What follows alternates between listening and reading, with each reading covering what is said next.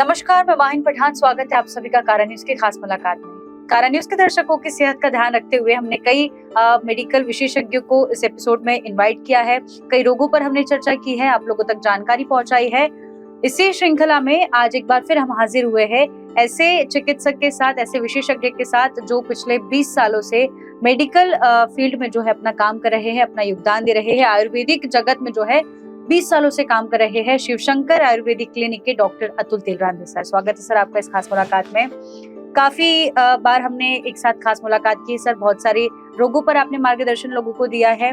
आज हम बात करेंगे एक और नए रोग के बारे में जो अभी काफी तौर पर फैलता हुआ दिखाई दे रहा है हमको। जैसे कि आप सब जानते हैं, नागपुर शहर का वातावरण पल में बदल रहा है। गिरगिट की तरह हम कह सकते हैं कि कभी बारिश हो रही, कभी धूप हो रही है, तो इससे पोल्यूशन बढ़ रहा है। इसके अलावा हमारा लाइफस्टाइल बहुत चेंज हो चुका है, तो इससे त्वचा रोग के मामले बढ़ते हुए नजर आ रहे हैं। अब सर, त्वचा रोग के बारे में हमें हमारे दर्शकों को जानकारी देनी है, उन्हें जो है अवेयर करना है इसको लेकर। तो त्वचा रोग होता क्या है, क्या इसके लक्षण वगैरह होती है, थोड़ा सा जानकारी। जी, जैसे कि आपने बोला त्वचा रोग, त्वचा यानी क्या है? अपने बॉडी को का एक एक्सटीरियर जो पूरे बॉडी को एनवेलप करता है या कवर करता है। तो पूरे बॉडी को कवर करता है, एनवेलप करता है का मतलब क्या? पूरी बॉडी को प्रोटेक्ट भी करता है। जी बिल्कुल। किस चीज से प्रोटेक्ट करता है? एक्सटर्नल एटमॉस्फेयर, एक्सटर्नल एयर, जो भी आपके आजू बाजू वातावरण है, चाहे सनलाइट हो, चाहे एयर हो, चाहे डस्ट हो, चाहे पोल्यूशन हो, चाहे वाटर हो, चाहे रेनफॉल हो, व्हाटएवर, इन सब से वो आपकी बॉडी को, इंटीरियर को, इंटरनल ऑर्गन्स को प्रोटेक्ट करता है। बिल्कुल ठीक है।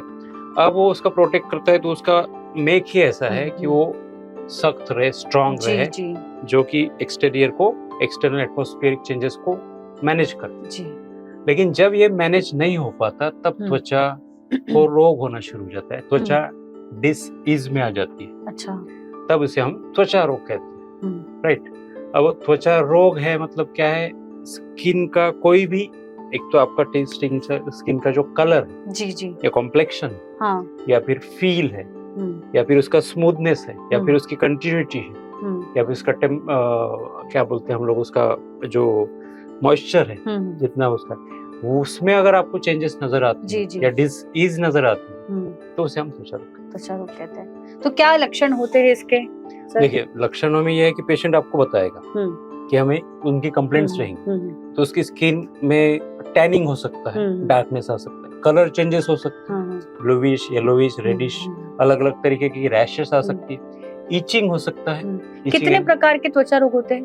देखिए, त्वचा रोगों के ये लक्षण हम डिस्कस कर रहे थे। त्वचा रोगों के प्रकार तो बहुत सारे होंगे, number of skin diseases, allopathy या मॉडर्न मेडिकल साइंस के हिसाब से। लेकिन मैं बीइंग आयुर्वेदाचार्य, मैं उसको आपको ब्रीफली, क्योंकि आयुर्वेद में उसका ब्रीफली एक्सप्लेनेशन किया गया। दो त्वचा रोग बताया उन्होंने। एक कुष्ठ त्वचा रोग को एक वर्ड यूज किया है, कुष्ठ। कुष्ठ यानी लेप्रोसी नहीं, आयुर्वेद के हिसाब से कुष्ठ यानी त्वचा रोग। अब दो प्रकार के कुष्ठ बताए, एक महाकुष्ठ और एक शूद्र कुष्ठ। कुष्ठ बड़े त्वचा रोग और एक छोटे त्वचा रोग। अब वो महाकुष्ठ यानी वो लेपर्स, उसके अलग अलग टाइप्स जो हमको मॉडर्न मेडिकल साइंस में अलग दिखेंगे, आयुर्वेद में दोषों के हिसाब से अलग अलग दिखेंगे। हम यहाँ पे वो डिस्कस करने के लिए नहीं आए, हम डिस्कस कर रहे हैं शूद्र कुष्ठ यानी छोटे त्वचा रोग, जिसमें फिर आप जानते हैं अर्टिकेरिया हो गया, इवन पिंपल्स हो गया, मेलाज्मा हो गया, फिर आपका एक्जिमा हो गया, ऐसे अलग अलग जो स्किन का टैनिंग हो गया, या फिर विटिलिगो जैसे आप जानते हो, सफेद कोढ़ हो गए। ये जो कॉमन वर्ड्स मैं आपको लेमन्स लैंग्वेज के बता रहा हूँ, ये सब त्वचा रोग के लिए। तो त्वचा रोग में आपने इतने प्रकार बताए। शूद्र हमने जाने सर, शूद्र तो ये हमारा लाइफस्टाइल से इस पे असर पड़ रहा है, हमारे खान पान से इस पे असर पड़ रहा है, जो रोग होते हैं ये किस वजह से होने के मुख्य कारण क्या है इसका? जैसे आप बता रहे हो कि लाइफस्टाइल, खान पान, ये तो उसका कॉज है ही जी, आज से नहीं पुराने जमाने से। त्वचा रोग, त्वचा रक्त मांस लसिका, तो बॉडी के जो 3-4 फैक्टर्स, और खासकर खून, रक्त दुष्टि यानी खून, आप उसमें कुछ ब्लड टेस्ट में पाया जा सकता है, यानी देखा जा सकता है कि चेंजेस ये आए। बट रक्त दुष्टि का मतलब यानी ब्लड में दोषों का मिल जाना, आयुर्वेद के हिसाब से। अच्छा। इम्प्योरिटीज मिल जाना। हाँ। अब वो ब्लड सर्कुलेशन बॉडी पर होगा, हर जगह होगा, तो that will also change your skin और स्किन कॉम्प्लेक्शन, और स्किन का जो नॉर्मल मेक है या फिर नॉर्मल स्ट्रक्चर है, उसमें चेंजेस आएंगे। एंड अकॉर्डिंगली हमने जैसे डिस्कस किया, ईचिंग होगा, बर्निंग होगा, कलर में चेंज होगा, फील में बदल आएगा, सेंसिटिविटी होगी, ऐसी चीजें होने से त्वचा रोग तैयार हो जाए। तैयार होता है। जैसे आपने बोला कि कारण, अब वो मैंने आपको मेन पैथोफिजियोलॉजी बता दी कि रक्त की दुष्टि होना, राइट, त्वचा, रक्त, मांस, लसीका, तो इनकी दुष्टि होना, तो रक्त दुष्टि का रिफ्लेक्शन सीधा स्किन के ऊपर आता है, मतलब हाँ। अब रक्त दुष्टि कब होगी? रक्त में क्या घुलता है? खाया हुआ खाना, आहार रस उसमें जाके घुलता है। अब आप जो खाते हैं, हाँ, आहार और विहार, दो चीजों से डिजीज तैयार होता है। अब आहार यानी जैसे हम लोग लाइफस्टाइल की बात कर रहे हैं, अब खाने की भी स्टाइल बदल गई है। हम लोग क्या क्या खाते हैं आपको पता है आजकल? जंक ज्यादा इंटेक हो रहा है। जंक का इंटेक, शॉर्ट फूड, प्रिजर्वेटिव डाला हुआ फूड। अगर आप जैसे एक सिंपल एग्जांपल देते हो कि अगर हमने आटा गूंदा है, राइट, और उसको हमने बेक कर लिया और हमने इसको रख दिया बिना प्रिजर्वेटिव के, 4 घंटे में 6 घंटे में उसमें फंगस लग जाती है। लगती है? अलग अलग सीजन की, बारिश है तो जल्दी लग जाएगी। लेकिन वही हम बेकरी का लाते हैं तो प्रोसेस्ड फूड होते हैं, उसमें लंबे समय तक फंगस नहीं लगता है। हाँ। क्यों? क्योंकि उसमें सारे प्रिजर्वेटिव्स मिले। दो, कि उसको फूड एंड ड्रग ने सर्टिफाई किया है कि ये परमिटेड इतने अमाउंट में उसमें डाल सकते हो। हाँ। ये सर्टिफाइड है।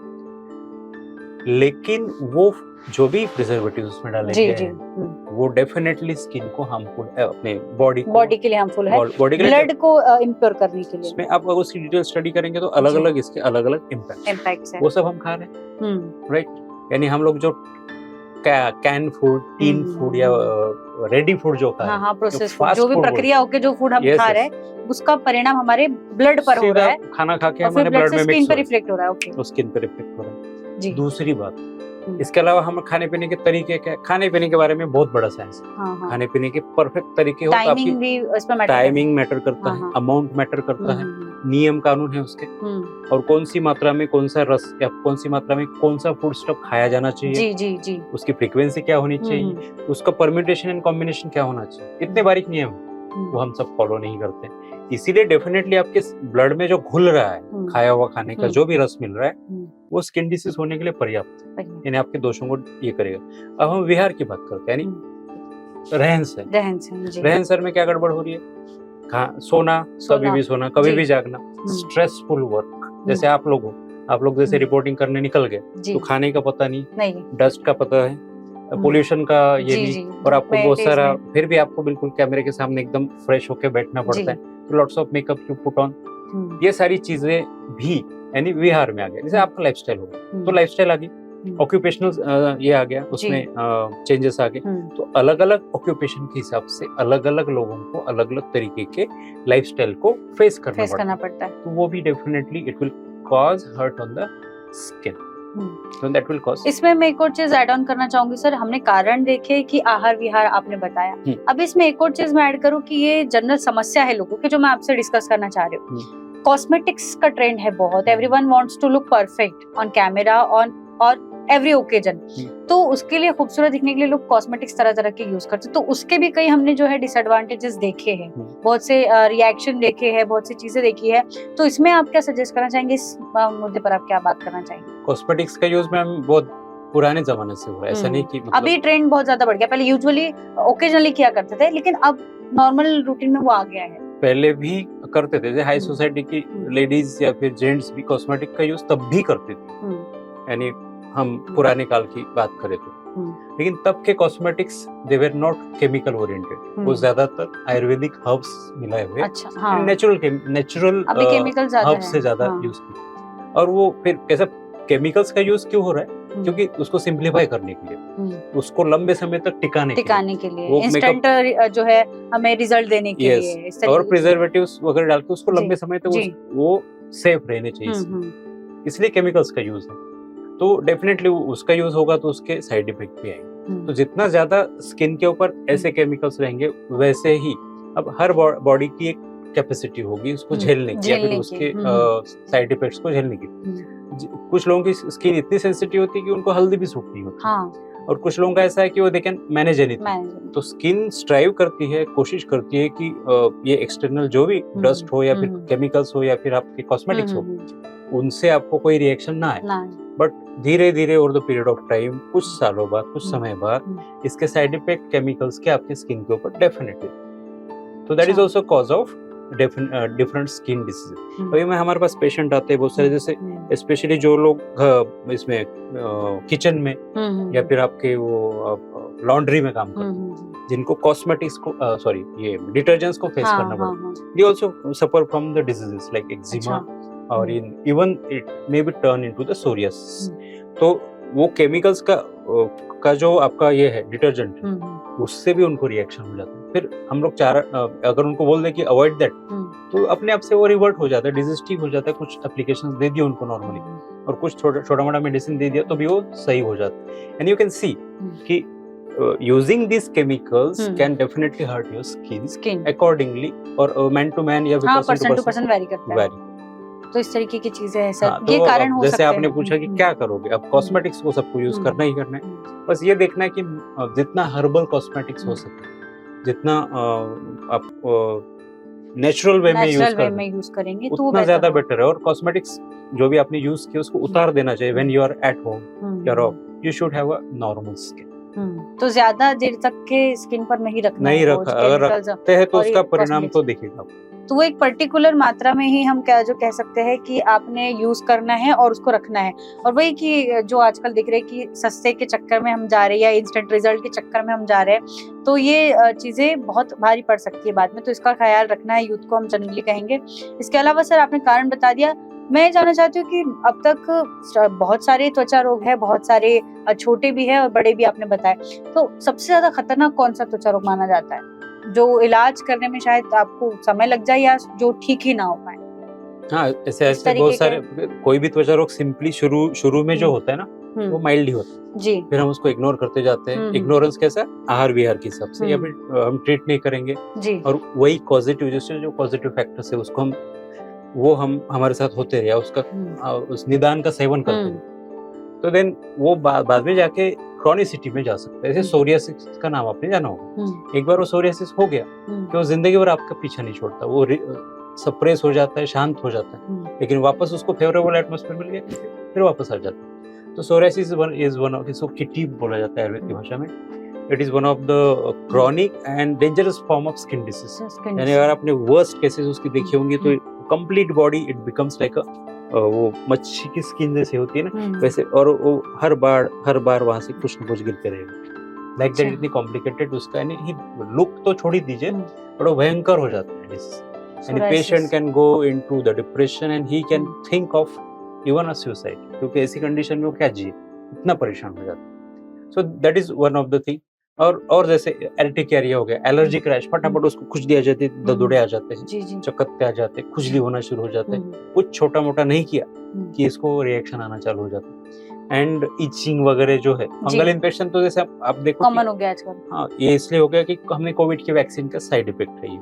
अच्छा, तो कोविड की वैक्सीन के बाद वो तो वैसे भी आपने देखा होगा, व्हेन देयर वाज कोविड, वो म्यूकरमाइकोसिस नाम की एक फंगस है, तो दैट वाज साइड इफेक्ट था कि अब वैक्सीनेशन सबने लिया है, या फिर जिन्होंने नहीं भी लिया उनको कोविड तो हुआ ही है थोड़ा बहुत। तो since then they one of the side effect कि ये फंगल इन्फेक्शंस, स्पेशली रिंगवर्म, जिसको हम खुजली बोलते हैं, ग्रॉइन रीजन्स में आ जाता है, वो चीज जैसे दांत कहा जाता है, ये जल्दी रिवर्ट नहीं होती। पहले हम देखते थे कि वो नॉर्मल लोशन लगा के भी ठीक हो जाता था, ये 4-8 दिन के मेडिसिन में पूरा निकल जाता था। अभी 2-2, 3-3 महीना मेडिसिन देना पड़ता है, आयुर्वेदिक मेडिसिन लॉन्ग टर्म देना पड़ता है, और उसको सारी प्रिकॉशन लेने के बाद वो क्लियर होता है। So that is one of the lengthy disease you can say, complication of that Covid vaccine. उससे भी स्किन डिसीज हुए हैं, उसकी आपकी जो इम्यूनिटी है स्किन की वो कम हुई, और डिजीजेस को फाइट करने की आपकी ओन इम्यूनिटी होती है। स्किन हो चाहे आपके जो भी बॉडी पार्ट्स हो, उनकी अपनी इम्यूनिटी होती है। वो जब कम हो जाए तो फिर वो सस्टेन नहीं कर पाते, होमियोस्टेसिस मेंटेन नहीं कर पाते, एंड द डिजीज कम्स। अब आयुर्वेद में सर त्वचा रोगों के लिए क्या उपाय होते हैं? आयुर्वेद में त्वचा रोगों के लिए तो उपाय, डॉक्टर के पास जाओगे तो पहले वो आयुर्वेदिक डॉक्टर क्या ट्रीट करेगा? Treat the cause. हमने अभी जो डिस्कशन किया वो चीज आपको अवॉइड करनी पड़ेगी। जिनसे आपको डिजीज हो रहा है सबसे पहले उसको हटा दो, ट्रीट द कॉज। उसके बाद मेडिसिन दो, फिर रक्त शुद्धि कर, बहुत सारी मेडिसिन है, सिरप्स आते हैं, टैबलेट्स आते हैं, कैप्सूल्स आते हैं, एक्सटर्नल एप्लीकेशन के लिए सोप्स आती है, लोशंस आते हैं, क्रीम्स आते हैं। तो इंटरनल एक्सटर्नल दोनों ही दोनों ही तरीके से प्रकार ट्रीट किया जाता है ट्रीट किया जाता है। कि त्वचा रोग से फिर जल्दी जो है निजात मिल जाए जैसे लोगों हम लोग हमारे क्लिनिक में जी। स्किन क्लिंसर करके कैप्सूल यूज करते हैं, उसका हम्म, सिरप भी यूज करते हैं। हम्म, डर्मा केयर करके एक कैप्सूल है, उसका सिरप भी डर्मा केयर करके सिरप भी यूज करते हैं। There are number of oils, TN त्वचा निखार ऑयल जी, करके जी। एक ऑयल यूज करते हैं हम लोग अलग अलग डिजीज के। फिर जी। A9 करके एक ऑइंटमेंट आता है, वो हम्म। यूज करते हैं। Aloe vera neem soap hmm. Wash करने के लिए यूज करते हैं। These are the common procedure common exterior application or internal syrups and tablets that we give to every skin disease patient. वो ये क्या करती है, अंदर जाके आपके लीवर को, आपके ब्लड को प्यूरिफाई करती एंड है। Thereby the disease is completely cure अच्छा, तो जड़ से खत्म जो है Definitely. आयुर्वेद के तरीके से होगा। त्वचा रोग होते हैं। तो अभी नॉर्मल रूटीन में हम इन सारे ही जो त्वचा रोग है उनसे बचने के लिए हमें क्या कर सकते हैं? जैसे कि बहुत से लोग सजेस्ट करते हैं कि नारियल पानी का सेवन आपने करना चाहिए, पानी ज्यादा पीना चाहिए, जंक अवॉइड करना है। तो इस तरीके के कुछ आप Definitely, सलाह definitely. क्या देना चाहिए? जैसे आपने आदि दे दी कि वाटर इंटेक ज्यादा होना चाहिए। हाँ आपकी बॉडी स्किन आपकी हाइड्रेटेड होनी चाहिए। हाँ तो 5+ लीटर पानी, 5 लीटर पर डे से ज्यादा का पानी आपको पीना चाहिए, डेली। तो आपकी स्किन बहुत अच्छी रहेगी, ग्लो करेगी। हाँ। उसके बाद हमने ये जो कॉजेज डिस्कस किए, जिनसे लाइफस्टाइल डिसऑर्डर या फिर जैसे कॉस्मेटिक का यूज या फिर जैसे पोल्यूशन से बचना, इन सब चीजों को भी ध्यान में रखना पड़ेगा। इसको अपने को अवॉइड करना पड़ेगा। जी जी। जंक खाना, खाने का तो आपको साइंटिफिक होना चाहिए। देखो आप लोग मोबाइल लेते हो, उसमें सॉफ्टवेयर डालते हो, उसमें एंटीवायरस डालते हो, उसके ऊपर स्क्रीन गार्ड डालते हो, जी बिल्कुल, उसके ऊपर कवर लगाते हो। हो। मोबाइल का आप इतना ध्यान रखते हो। आपकी हाँ। गाड़ी चलाते हो, उसमें इंजन ऑयल कौन सा पड़ेगा, सर्विसिंग होगी, सब होगा। हाँ। आपकी बॉडी भी एक बहुत बड़ा इंजन है, जी। और लेकिन हम उसकी केयर नहीं करते Care क्योंकि वो नहीं फ्री करते। में मिला है, पता नहीं। सो व्हाट, आपको आपकी बॉडी में कुछ भी इनपुट कहाँ से जाता है? माउथ से। कुछ भी खाते समय हम सोचते हैं कि इसका हमको फायदा होगा कि नुकसान होगा, नहीं, बस टेस्टी लगा, खा लिया। And that is the thing that educated person should not do. अगर आप एजुकेटेड है तो आपको आपके इंजन में क्या डालना है, क्या नहीं डालना है, उसका क्या इफेक्ट, क्या साइड इफेक्ट होगा, ये तो सोचना पड़ेगा ना जी। तो एक एजुकेटेड आदमी को खाते समय सोच समझ के खाना चाहिए कि इस चीज का मुझे क्या फायदा होगा, क्या नुकसान या क्या नुकसान होगा। जी जी। ये सबसे पहले आप ध्यान रखें। ये तो आजकल जो मार्केट में मिलता है खाने के लिए, हम लोग टेस्ट के लिए खाते हैं। जी जी। हेल्थ के लिए खाइए, हेल्थ के लिए खाइए। Avoid this junk chemical canteen food, जिसमें प्रिजर्वेटिव केमिकल ज्यादा पड़ते हैं। एक आध बार मैगी खाना बुरा नहीं है, एक आध बार पिज्जा खाना बुरा नहीं है, बर्गर खाना बुरा नहीं है। टेस्ट के लिए आप एक बार खाइए, लेकिन आप उसी को फूड बना। मैंने कई स्टूडेंट्स ऐसे देखे, मैं जी जी कॉलेज में टीचर प्रोफेसर भी हो तो पढ़ाता हूँ। I ask the student take this junk food as a diet. कुछ लोग पानी पूरी खाते एक मील समझ के खा लेते, यानी अब टिफिन नहीं खाया, आज पानी पूरी खा ली, पेट भर गया, and you have skipped your diet with a junk food. तो आपको क्या रस मिलेगा? जी जी। पाव भाजी खा ली, पाव भाजी आपका एक टाइम का ये हो गया, फूड हो गया। Is that healthy food? नहीं। वो टेस्ट वाइज आप खाइए, वो आपके जस्ट चेंज ऑफ फूड के हिसाब से खाइए। हफ्ते में एक बार खाइए या 15 दिन में एक बार खाइए, मिनिमम खाइए, लेकिन हेल्दी डाइट, वो जैसा बैलेंस्ड डाइट वो खाइए। वाटर इनटेक ज्यादा रखिए, लाइफस्टाइल अच्छा रखिए, हेल्दी लाइफस्टाइल रखिए। अभी योगा डे आ रहा है, इंटरनेशनल योगा डे, तो योगा भी कीजिए। योगा यानी योग कीजिए, वो इंडिया का योग। कोई मेरे फ्रेंड बता रहे थे कि हम लोग यूएसए से पीएचडी योगा वाले को बुला रहे हैं। अच्छा। मैं योग भारत का है, पीएचडी क्यों यूएसए से कर रहे हैं? अब I don't know what kind of PhD he has got there, but it's our science. योग is our science and use it for yourself. उसमें प्राणायाम है, उसमें सूर्य नमस्कार है। आप सूर्य नमस्कार करते हो यानी कहाँ करते हो? सुबह सुबह सन के आगे। और sun is the best treatment for your skin. Vitamin D3, vitamin D सब वो देता है, और उस सन है इसलिए आपको बहुत सारे डिजीज नहीं होते। अच्छा, इंडिया में अच्छा सनलाइट मिलता है, आप लीजिए, सूर्य नमस्कार कीजिए। उसमें सूर्य नमस्कार नहीं, कुछ योगा भी होगा आपका, और आपको फ्री में सब मिलेगा, और आपकी स्किन हेल्दी रहेगी। तो सनलाइट को अवॉइड मत कीजिए आप। And that is one thing that I would like to advice to the new generation specially. तो बहुत खूबसूरत जानकारी आपने सब दर्शकों के साथ साझा की। हमारी त्वचा रोग के बारे में हम लोगों ने बहुत बेहतरीन तरीके से जान लिया कि कितने प्रकार के त्वचा रोग होते हैं, और अभी हम देख पा रहे हैं कि कितनी छोटी छोटी चीजों से हम बड़ी बड़ी बीमारियों को गले लगा रहे हैं। तो कहीं ना कहीं हमें एहतियात बरतने की थोड़ी जरूरत है, लाइफस्टाइल को थोड़ा चेंज करने की जरूरत है, समय के हिसाब से परिवर्तन जरूर होता है कहते हैं, लेकिन हमें पुरानी चीजों को फॉलो करना चाहिए जिससे आज हमारा और आने वाला कल हमारा बेहतर हो सके। तो बहुत अच्छे सर ने सुझाव भी दिए हैं, उपाय दिए हैं, कैसे बचना है, क्या उसके सिम्टम्स होते हैं, ये सारी तरीके बताए हैं और अवॉइड क्या करना है सबसे मेन वो हमने आज जाना है। तो ये सारी चीजों को ध्यान में रखकर यदि इन चीजों को आप अमल में लाते हैं अपनी जिंदगी में, अपनी दैनंदिन जीवन में, तो त्वचा रोग जैसे गंभीर बीमारियों से आप बच सकते हैं। तो हम उम्मीद करते हैं कि आपको ये खास मुलाकात पसंद आएगी और इसी प्रकार की जानकारी के लिए जुड़े रहिए हमेशा कारा न्यूज़ के साथ। धन्यवाद।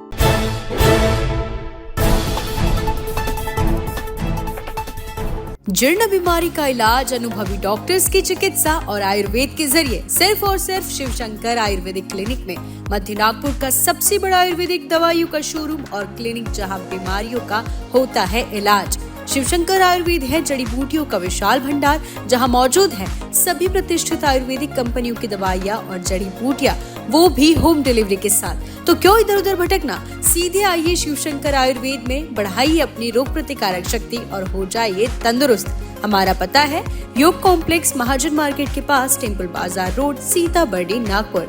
अधिक जानकारी के लिए संपर्क करें 9112079000 और 8605245080 पर।